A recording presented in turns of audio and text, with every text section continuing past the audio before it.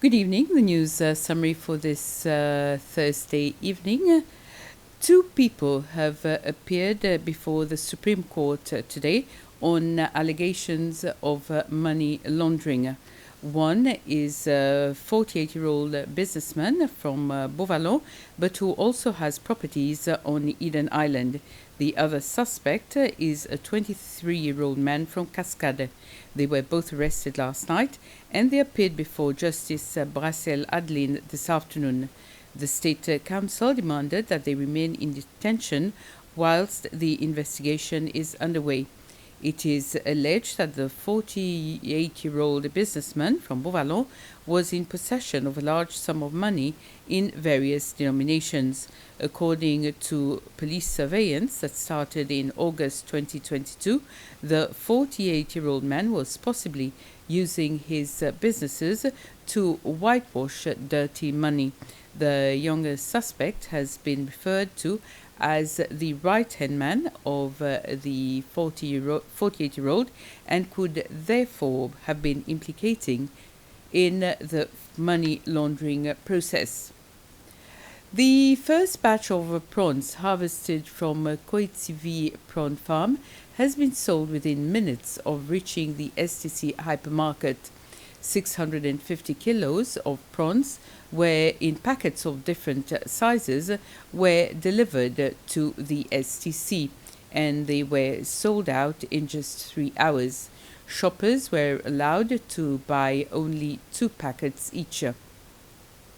The Island Development Company, which manages the Koitsivi farm, has acknowledged that this first batch of prawns cannot meet the demands of the local market, but it says things will improve by the end of this year or early next year when the operations on Koitsivi are in full swing.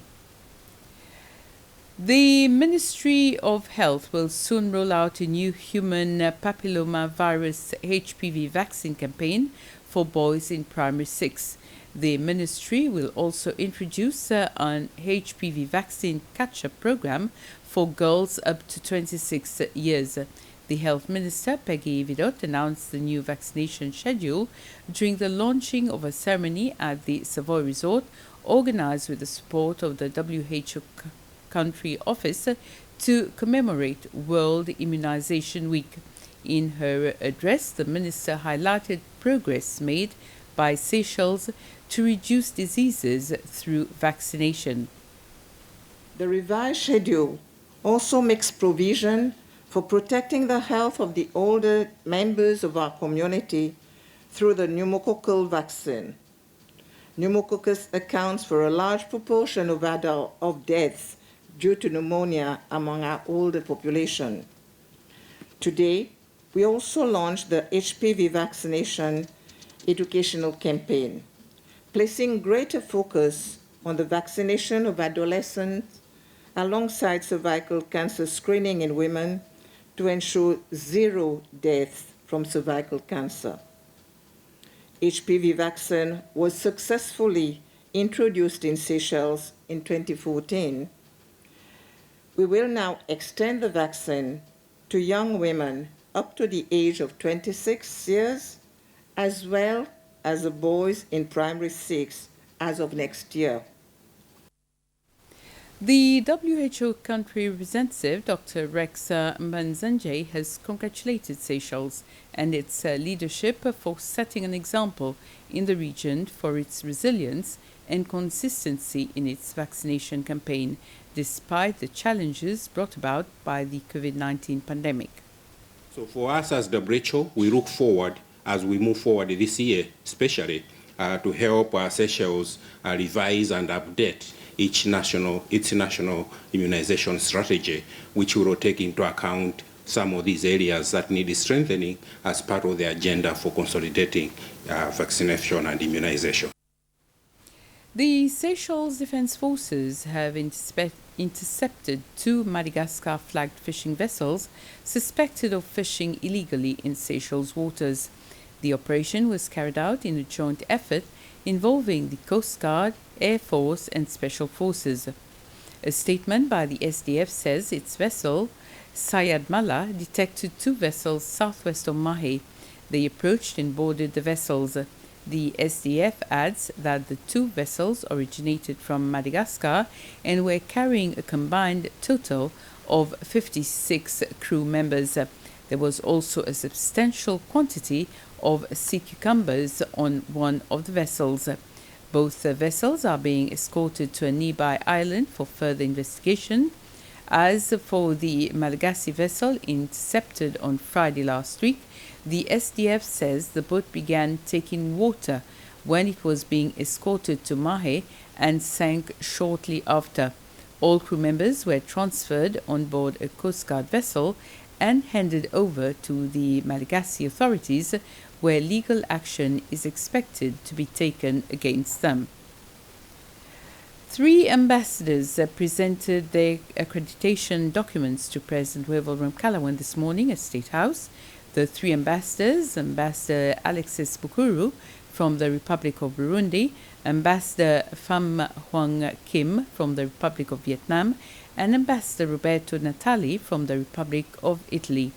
During each accreditation, the ambassadors discuss on several areas for cooperation with the President that will benefit Seychelles. Some are tourism, maritime, trade, economy, culture, climate change, amongst others. We are thinking of creating a general agreement that will lead to a joint commission. And with that, we are going to explore different areas of cooperation, tourism, maritime, trade. You know, we have a wonderful, delicious coffee and the tea of Burundi. It's the first in the world. We hope that in the future, the trade volume between the 2 countries will be increased, will be promoted. Up to now, the trade volume is still moderate, and in the future, more Seychelles investment and more Seychelles businessmen can come to visit Vietnam. They explore the new market. In return, a lot of Vietnamese people, Vietnamese businessmen, Vietnamese investors can come to visit Seychelles, and they will try to explore more the new market in Seychelles. And I hope that in the future, both countries will develop in economic field, in agriculture and tourism. We can increase commerce.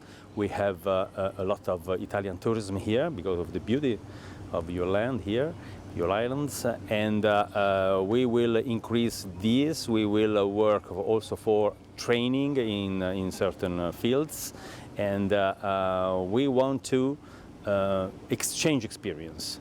So what I always say, we don't want to make things in Seychelles, we want to do things with Seychelles.